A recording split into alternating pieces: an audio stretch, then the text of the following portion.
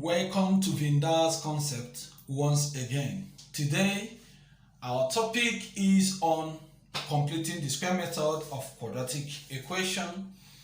And the general formula for quadratic equation, as you are seeing there on the board, is a squared plus bx plus c equal to 0. I am going to show you steps on how to use this to achieve the so-called almighty formula. But I don't like to call it almighty formula. I would like to call it quadratic formula. And the step 1 for this is divide both sides with the coefficient of x squared. Okay? Remember, we have x and we have s squared, but then the coefficient of s squared is what we're going to use to divide through of this equation. And the coefficient of x squared is an a. Let us just zoom this so that everybody can see it very well.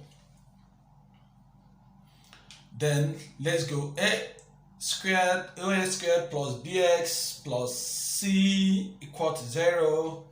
Divide by a, divide bx by a, divide c by a, divide 0 by a. That is what I mean by dividing through by a.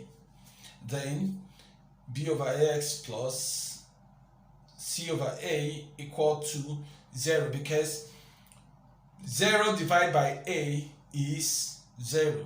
Let's go to step 2. In step 2, what do you do? Can you tell me? Take the constant. And the constant is c over a. Take the constant to the right hand side.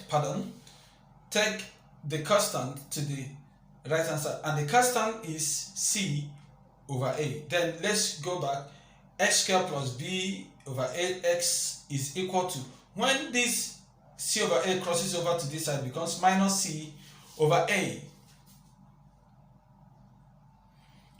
Remember that the coefficient of x is b over a. Remember, the coefficient of x is different from the coefficient of x squared. So what do we do with the coefficient of x? We are going to say add the square of coefficient. Sorry, that's not what I'm supposed to do. We are going, okay, let's look at half of the coefficient of x. Half of the coefficient of x means, okay, let me just write it down here. Half of the coefficient of x means, half means 1 over 2.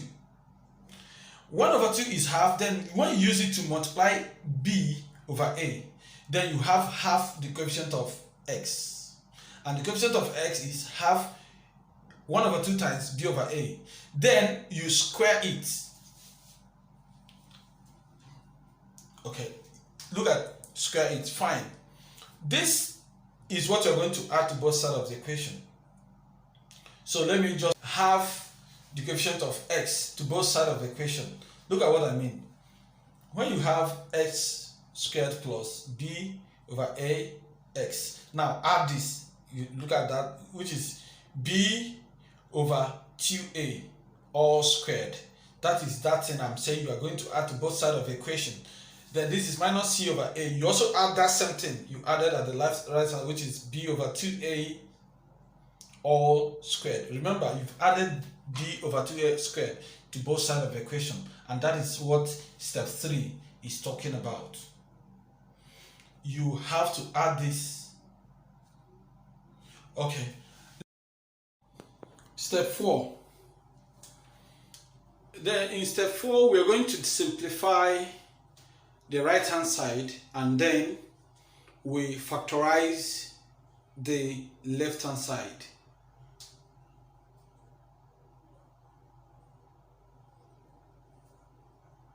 Okay, the issue here is factorizing the left hand side. You must be very good with factorization before you'll be able to achieve that. But then if you are not very good, you have to listen to the way I'm going to do, because this left hand side is not just ordinary is not ordinary quadratic equation, rather, or expression, is rather it is a perfect square. So there is a trick on how to do a perfect square, which I'm going to show you now.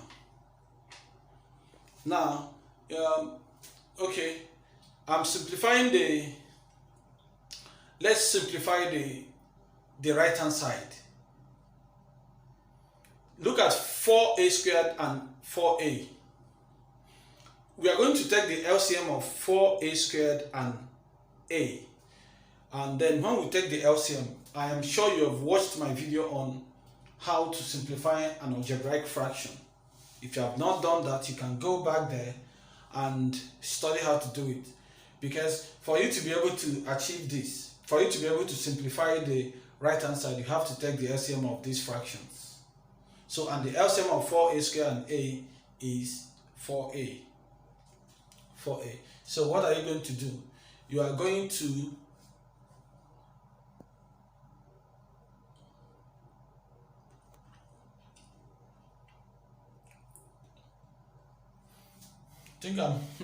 my voice is going faster than my hand. Is it possible? Okay, let's use it. Then 4a divided by 4a² divided by 4a² is 1. 1 times b squared, b squared is b squared. Then minus 4a² divided by a is 4a. 4a multiplied by c is 4ac. I have simplified the right hand side. Then let's factorize the left hand side, which is a perfect square. So how do you do it? It is a perfect square. How then do you do that, or that part? I will just take the square root of the first letter and the square root of the last term, and then add them together. And after adding them together, I will square both of them. So this is x.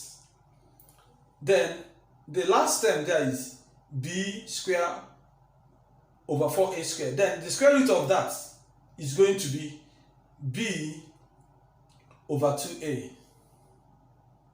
Then I will square the whole expression. Yes, I will square the whole expression. I will do a video on how to factorize a perfect square, please. If there is any, if you can't see it, you can tell me. You can do the comment on the comment box. Then I will attend to it immediately. So that is how to factorize a perfect square. So moving on, let's go to the next step. In the next step, what do? We have to take the square root of both sides. Why do I do this?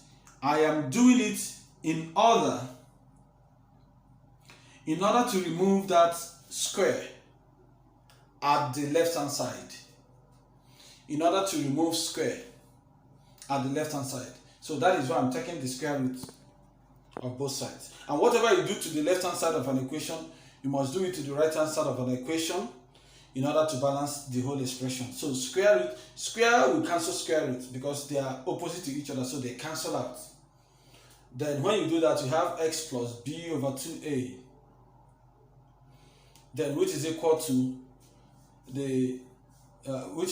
plus or minus, because it's a quadratic expression. So we have that is something I have to explain here. Let's go to b square minus 4ac all over 2a.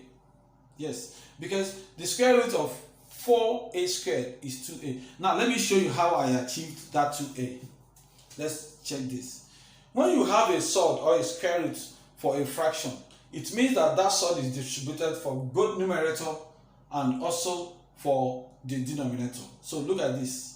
It's the same thing as the other one. But then I can't find the numerator's square root because it doesn't have a square root. So I left it that way. But for the denominator, which is 4a², square root of 4. Square root of 4 is what? Square root of 4 is 2. Look at that 4 there. Square root of that 4 is 2. And a², square will cancel that a. Then the 2, we cancel the root, then we have a left. So that is why we have 2a as the expression left. So let's go to the next step. Please, if there is anything you don't understand, please don't forget to comment on the box. I will also clarify that. So moving to the next step, what do? We have to subtract b over 2a from both sides of equation in order to remove b over 2a at the left hand side. So x will be alone. Then we say that x has become the new subject formula. So I am subtracting b over 2a from both sides. Then you see what we have after we carry out that step. I am only doing it so that b over 2a will be removed from the left hand side. And that is another way people like to say that. They will say carry b over 2a to the right hand side of the equation. And then when you do that, it's going to be minus. Okay, we now say x is going to be equal to minus b over 2a. Remember what I said last time? B over 2a, then plus minus square root of b squared minus 4ac, then over 2a. Then we have common denominator at this point. So we have minus b plus or minus square root of b 4ac all divided by 2a. This is how to achieve this. As if you are looking at it, x is now the subject formula.